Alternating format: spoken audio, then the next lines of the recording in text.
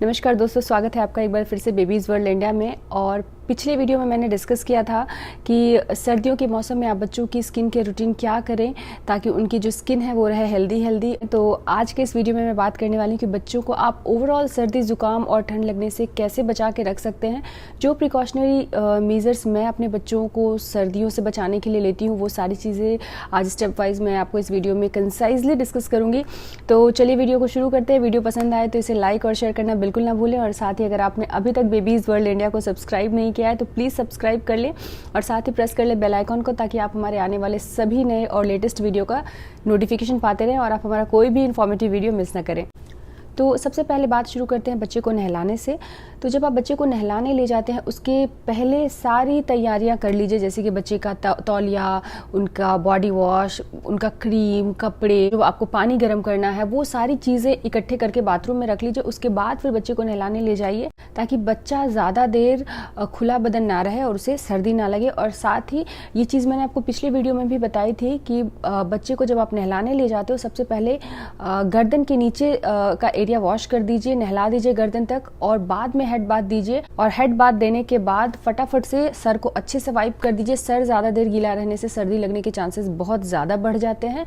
और फटाफट से बच्चों को कपड़े पहना दे। कपड़े पहनाते वक्त एक चीज का ध्यान और रखना है दोस्तों, वो है कि जो आप वेस्ट या बनियान जो भी पहनाते हो वो पहना के उसके बाद एक थर्मोकोट जिसको कहते हैं या फिर थर्मल भी कहते हैं वो ज़रूर पहनाए बच्चे को। वो क्या होता है, बॉडी की हीट को कॉम्पैक्ट रखता है और बच्चे को बाहर की जो हवा है वो डायरेक्टली लगती नहीं है। तो भी इस तरह से आप बच्चे को सर्दी से बचा सकते हो। हम हमेशा पूरे विंटर बच्चे को थर्मल वेयर ज़रूर पहना के रखते हैं ताकि बच्चे को कोल्ड और कफ ना हो, बच्चे को डायरेक्ट बाहर की ठंडी हवा ना लगे। और उसके बाद जो भी कपड़े आपको पहनाने हैं, शर्ट पहनाना है, टी शर्ट पहनाना है, वो पहना के स्वेटर पहना दे।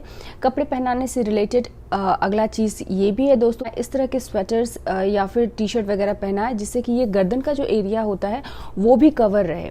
कई बार गर्दन में हवा लगने से भी बच्चों को सर्दी लग जाती है, टॉन्सिल बढ़ जाता है, कोल्ड एंड कफ हो जाता है, तो इस बात का ख्याल रखें। साथ ही कैप बच्चों को ज़रूर पहनाएं। बच्चे कैप पहनने में बहुत ही नखरे करते हैं, वो जितनी बार भी खोलें आपको पहनाना है, उनको आदत दिला देनी है कि कैप तो भैया तुमको पहन के रहना है। अब कैप भी 2-3 तरह के आते हैं मोस्टली। तो एक जो कैप है दोस्तों, इस तरह का जो कैप आता है ये सिर्फ ये जो एरिया है इतने को ही कवर करता है। कई बार जब ये टोपी ऊपर उठ जाता है तो कान भी बाहर निकल आता है और सर्दी लगने के चांसेस होते हैं। इस तरह का जो मंकी कैप आता है ना, ये बहुत ही हेल्पफुल होता है क्योंकि इससे ये गर्दन का एरिया, कान का पूरा ये एरिया सारा कुछ कवर होता है और इसे इतनी आसानी से बच्चे नहीं निकाल पाते हैं, थोड़ा सा मुश्किल होता है। तो बहुत ही अच्छा होता है बच्चों के लिए इस तरह का कैप। इसमें थोड़ा स्टाइलिश कैप भी आता है इस तरह का जो मैं लेके आई थी।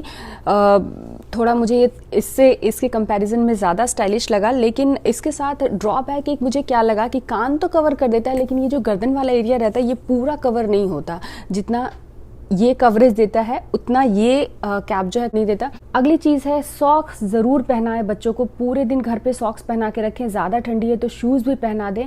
शूज़ में भी जो फोम के शूज़ आते हैं वो आप घर पे पहना के रख सकते हो, क्योंकि जो बाहर जनरली हम शूज़ वगैरह पहनाते हैं थोड़े हार्ड होते हैं शूज़ या बूट्स, तो बच्चे को भी अनकंफर्टेबल हो जाता है कभी कभी हमेशा घर पे शूज़ पहन के रहना। तो फोम वाले जो ये शूज़ होते हैं वो बहुत ही कंफर्टेबल होते हैं घर पे पहनने के लिए, और घर और बाहर के लिए अलग अलग शूज़ रखेंगे तो वो थोड़ा सा हाइजीनिक भी होता है। तो ये सारी चीज़ें हो गई दोस्तों। होता क्या है दोस्तों, सर्दी लगने का जो सबसे बड़ा रीज़न होता है वो कान से हवा जाना और तलवे का खुला रहना। तो इन दोनों चीज़ों को आप कवर करके रखिए। और तो दोस्तों ये हो गया नहलाना और कपड़े पहनाने से रिलेटेड। अगली जो चीज़ है दोस्तों वो है मसाज। तो मसाज एक बार एटलीस्ट विंटर के मौसम में ज़रूर करें। किसी भी उम्र का बच्चा है 6 साल तक का, तो अगर एक बार आप मसाज कर देते हो तो बहुत अच्छी बात है। सर्दियों के मौसम के लिए सरसों का तेल या फिर शुद्ध बादाम का तेल अगर मिलता है तो बहुत अच्छा होता है। इन दोनों तेलों की तासीर गर्म होती है, बॉडी को वार्म रखता है। चाहे तो तेल में थोड़ा सा मेथी और लहसुन पका के भी लगा सकते हैं, इससे भी बच्चे को सर्दी नहीं लगती है।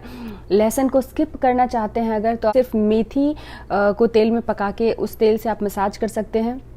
मसाज करते वक्त एक और बात का ध्यान आपको रखना है कि जब आप मसाज करते हैं तो पैरों के तलवे में और नाखूनों में, पैरों के नाखूनों में स्पेशली ज़रूर तेल डालें और थोड़ा सा मसाज करें। इससे भी पूरी बॉडी गर्म रहती है और बच्चे को सर्दी लगने के चांसेस कम हो जाते हैं। मसाज करने के बाद एक चीज़ आपको और ध्यान रखना है कि मसाज करने के तुरंत बाद बच्चे को बाहर खेलने जाने ना दें या फिर कहीं बाहर ना लेके जाएं, क्योंकि मसाज के बाद बॉडी थोड़ी सी गर्म हो जाती है, वार्म मिलता है बॉडी को। और अगर अचानक से आप बच्चे को बाहर लेके जाते हैं या फिर बच्चा बाहर खेलने वगैरह जाता है तो फिर भी ठंडी लगने के चांसेस हो जाते हैं, तो इस बात का ख्याल रखें। अब चौथी चीज़ जो है दोस्तों वो है खाने से रिलेटेड।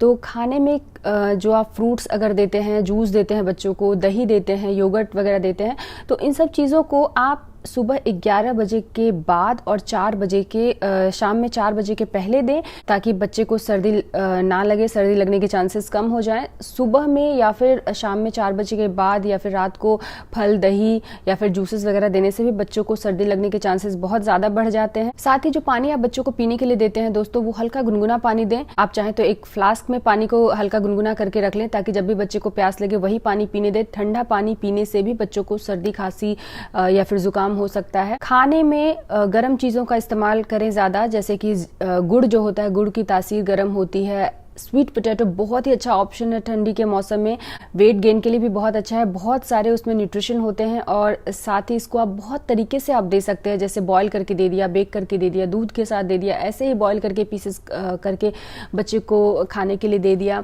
उसका हलवा बना सकते हैं, स्वीट पोटैटो का पराठा बना सकते हैं। बहुत सारे ऑप्शंस हैं इसके। तिल की तासीर गर्म होती है, तो तिल से बनी हुई चीज़ें भी बच्चे को खिला सकते हैं, बॉडी को गर्म रखता है। अदरक, लहसुन, हींग, सरसों का तेल, इन सब चीज़ों को खाना बनाने में इस्तेमाल करें। ये सभी चीज़ें जो हैं सर्दी के मौसम में बॉडी को गर्म रखती हैं। मसूर के दाल की तासीर गर्म होती है, शहद गर्म होता है, तो जो दूध में अगर आप चीनी वगैरह मिला के देते हैं उसकी जगह शहद मिला के दें। वैसे भी चीनी से कहीं ज़्यादा बेहतर है दूध में शहद को मिला के देना, नॉर्मल डेज में भी। और ऐसे भी अगर बच्चा शहद खाता है तो सुबह और शाम उसको थोड़ा ½ टीस्पून शहद खिला दीजिए। अगर नहीं खाता है तो दूध वगैरह में डाल के दीजिए। ये सब चीज़ें जो है बच्चे के शरीर को गर्म रखेंगी और सर्दी लगने के चांसेस कम होंगे। और पांचवी और आखिरी चीज़ दोस्तों, अगर आपका घर सेंट्रल हीटेड है या फिर जिस रूम में बच्चा है उसको आप गर्म करके रखते हैं एक पर्टिकुलर टेम्परेचर पे, और अगर आपको बच्चे को लेके कहीं बाहर जाना है तो हीटर जो है बाहर निकलने के आधे घंटे पहले हो सके तो बंद कर दे, ताकि रूम थोड़ा नॉर्मली जो बाहर का टेम्परेचर है उससे मैच करता हुआ रूम का टेम्परेचर हो जाए और बच्चे को एकदम से बच्चे की बॉडी को शॉक न लगे कि अंदर का कुछ टेम्परेचर था, बाहर का कुछ टेम्परेचर है। तो ठंडा गर्म होने से भी बच्चे को सर्दी लगने के चांसेस होते हैं। तो इस बात का भी ख्याल रखें दोस्तों कि बाहर निकलने के आधे घंटे पहले घर का हीटर जो है वो बंद कर दें। तो दोस्तों ये कुछ चीज़ें थी जो मैं अपने बच्चों के लिए अपनाती हूँ सर्दी से उन्हें बचा के रखने के लिए, क्योंकि यहाँ तो बहुत सर्दी होती है दोस्तों, बहुत सर्दी पड़ती है। तो काफ़ी ख्याल रखना पड़ता है हमें। और स्पेशली अगर आपके घर में एक से ज़्यादा बच्चे हैं तो एक को अगर सर्दी लगती है तो उससे दूसरे को भी लग जाती है, तो बहुत ही ज़्यादा प्रिकॉशन लेना पड़ता है। तो मैंने सोचा ये सारी चीज़ें मैं आप लोगों के साथ भी शेयर करूँ। तो दोस्तों आज के इस वीडियो में इतना ही। अगली वीडियो में मैं शेयर करने वाली हूँ कि बच्चों को सर्दी लगने के क्या क्या कारण है, और अगर एक बार बच्चे को सर्दी लग जाए तो आप क्या क्या होम रेमेडीज बच्चे को सर्दी के दौरान कंफर्टेबल रखा जा सके, उनको ज्यादा परेशानी ना हो और जल्दी से जल्दी वो सर्दी से बाहर निकल आए। तो अगला वीडियो देखना मत भूलिएगा। तो दोस्तों आज के इस वीडियो में इतना ही। मैं मिलती हूँ आपसे अगली वीडियो में, तब तक के लिए नमस्कार।